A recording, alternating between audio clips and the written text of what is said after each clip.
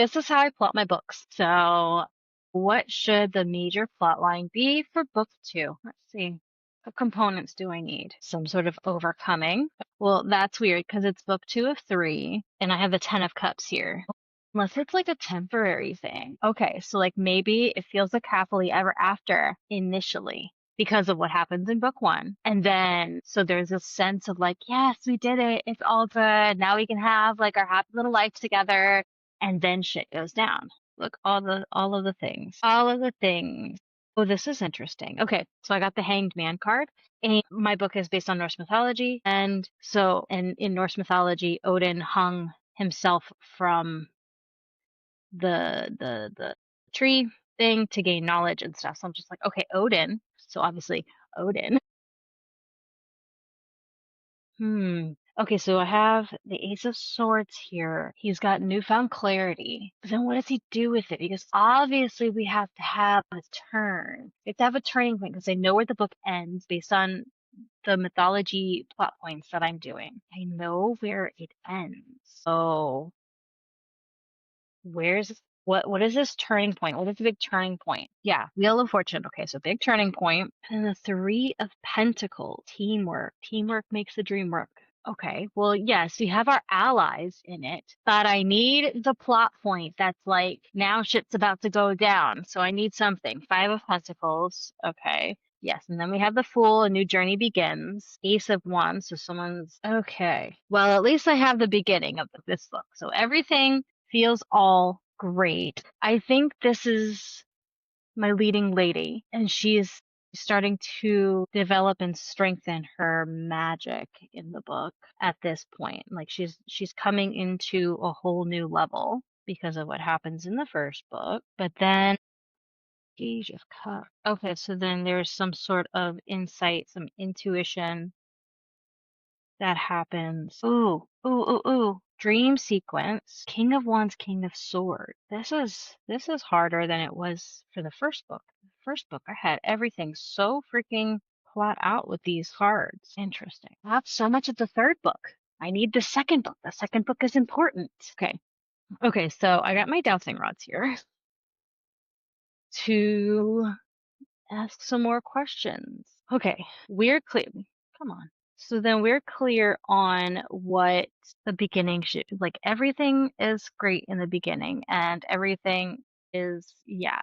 So it's this false sense of security in the beginning. Then something happens with Odin to change things. Yes. Okay. So then what is the turning point and what is the start of this new journey?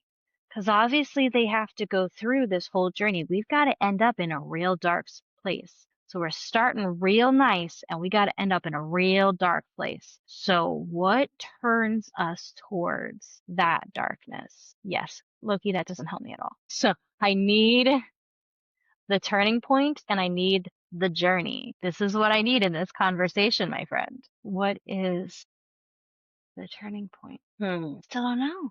I still don't know what the turning point is. I don't know like what they're okay, let's go backwards. We need Loki to get captured and go through his torture and then escape from said torture so he can set off the events of the third book. We have to get to the tower where he gets captured. Okay, and now he's over in the little village in the beginning having a nice little life. So something has to set Odin off in order. Wait, he sets up getting captured. It's all part of the plot. Yes, it's all part of the plot. He gets himself captured on purpose. Okay, and he has to go down to Helheim to talk to his daughter. So I have to have a whole segment of Journey to Helheim. Okay, yes. So we have to have a whole journey to Helheim, right? And then that sets him up to like, okay, we have to get captured because we have to get to this thing. Okay, and then why? Why do we have to get captured? What do we have to discover? Why do you have to go and be captured there? Obviously, she needs to do something. I'm thinking Achille has to discover something. Yes. Okay. And then what? Then what? What sets things off? What is it that makes you leave this happy Ten of Cups thing? Something that is irking you. There's something. Okay, so it's an internal shift happens. Okay, and then because that now I'm like thinking about the revelation Loki had in book one about his son. So that makes him think about his daughter. And that is why he initially goes to Helheim. So that's the journey. So that's the start of the journey. And then different revelations happen along the way that then bring about having to get captured. Yes. Okay. Yes. I like this. All right. So the journey begins from an internal shift, not an external shift.